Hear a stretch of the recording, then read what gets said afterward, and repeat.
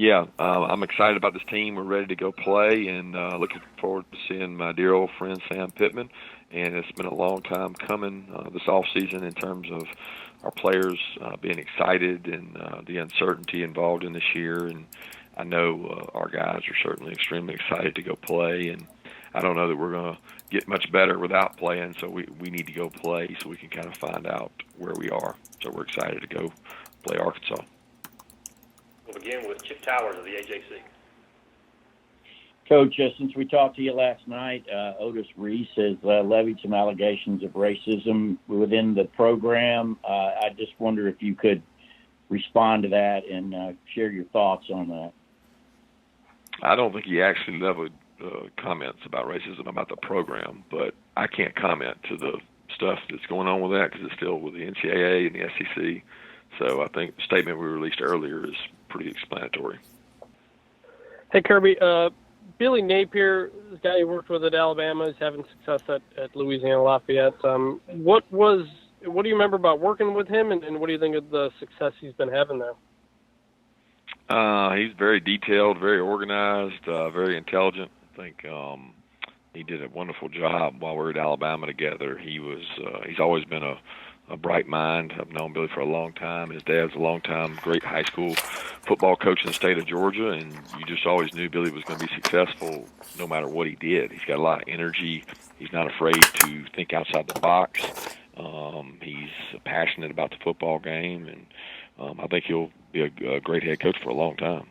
I appreciate it. Thanks. This is Brandon Marcello, 24/7 Sports. Hey, Kirby. I was just wondering, from these first few weeks of college football being played on television, and I was wondering if you've talked to any of your colleagues or just from watching those games to kind of learn a few things, and what have you noticed that you could take into your season opener from these first few weeks about, I guess, the new atmosphere we're in with football? I hadn't talked to many guys about it. I've definitely watched a lot of games. The first thing that pops out, and it usually does every year, the special teams, the plays. It seemed like the first weekend there were a lot of return kicks for touchdowns, block kicks.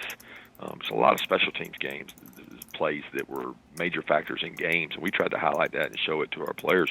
It does seem that there's probably more soft tissue injuries, meaning guys are pulling things and getting injured. So your depth is, of course, your depth's a factor all the time with COVID and the pandemic going on, but it seems more prevalent that you're going to have to play more players because the conditioning level may or may not be there.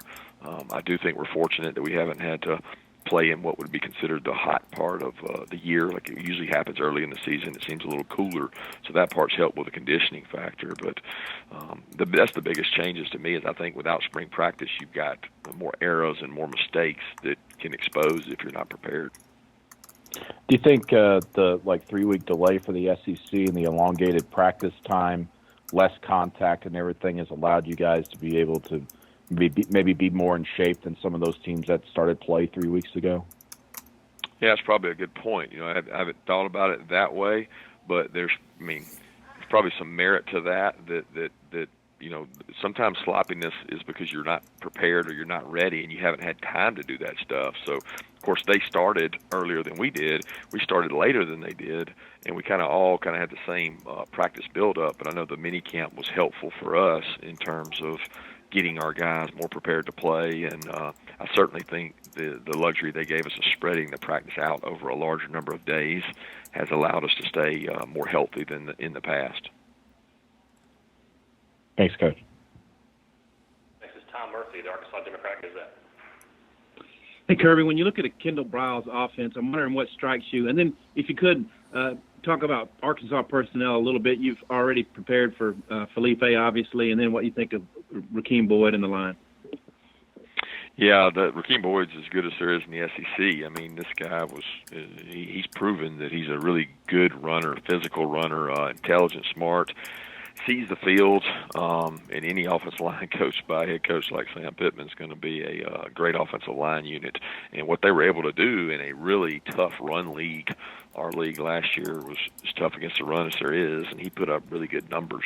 So he does a great job with that. As far as Coach Briles, I've always had respect and watched everywhere he's been as an offensive-minded coach.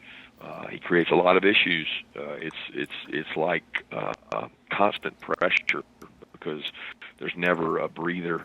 They talk about it being warp speed, but it's that constant pressure of, number one, balls vertical down the field, spacing of the field, making you play the full 53 yards, and the tempo with which they do it. It's just tough to defend, especially when you talk to other people that have had to defend it. And then when you look at what Sam inherited at Arkansas, obviously the team's got a pretty good SEC losing streak. What kind of what comes into play in building in the SEC, particularly to challenge in the West? I think it starts with the belief in the people in the organization and the belief in each other. It always starts with that. It starts with a core foundation in your weight room, a belief that you're going to compete, you're going to get better. Every game's different.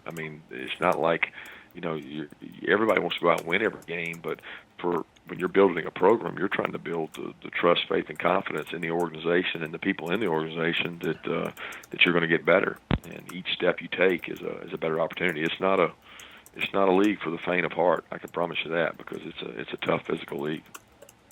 Thanks, Kirby. Next is Mike Griffith of AJC Dawg Nation. Yeah, Coach, a couple of years ago, Dustin, I think you talked about kind of the state of the world we're in with players wanting to play right away, particularly the quarterback position. I know a lot of the legislation has been put off a year because of COVID-19, but are you in favor of the one-time transfer? And what are just some of your thoughts about the nature of college football and the ability of players to transfer in a program from one to another? Well, I think it's very important. Anytime you look at it, you got to look at it from the 3,000 feet above and see the landscape of things and what's going on with everybody in the country. I'm certainly one that thinks if a kid has a better opportunity to go play somewhere else and that's their choice, we want to support that young man. In the SEC, there's rules that are in place about going from one school to another that I'm not really in control of. That's not my decision. That's not my rule. There's rules that were voted on among the ADs and presidents, and the commissioner, he has to uphold those, and those are their decisions. That's not a decision that we get to make as coaches.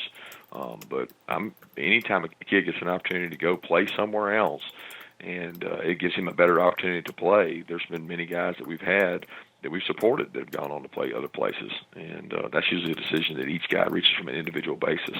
But within conference, it's not something that has been a decision for us to make. Coach, we'll finish you off with Bob Holt in the Arkansas Democrat Gazette. Hey, Kirby, how you doing? Sam spoke very highly of your defense the other day. What do you like about your defense? What makes you guys so good on that side of the ball? Well, I don't know that we've been tested this year, so to say that we're so good, I think that's still up for debate. We have to go out and actually play well, and this defense has not done that yet. So I certainly think that we have some good returning players that have worked really hard, and they're excited. And what I've enjoyed is their work ethic each day, and not a level of entitlement that I've sometimes been around with some defenses. And these guys haven't been that way. They've embraced the challenge, and they've embraced the grind, but they still got to put the performance on the field. And is Daniels, has he been medically cleared yet with his knee about playing? I couldn't understand you. I'm sorry. Has Daniels, has he been medically cleared yet for the game? No, JT has not been medically cleared yet. We're hopeful that he's able to clear here in the next couple of days, and it's one of those things that's really beyond our control right now.